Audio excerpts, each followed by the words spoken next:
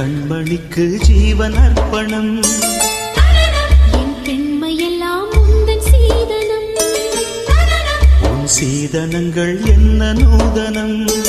முடியவில்லை காதல் கண்ணா மோகனர்த்தனம். விடிய விடிய கேட்குதையா உனது கீர்த்தனம்.